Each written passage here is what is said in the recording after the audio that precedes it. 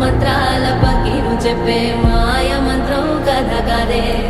చంటోళ్లను భయపెట్టే భూచోడి కథ కదే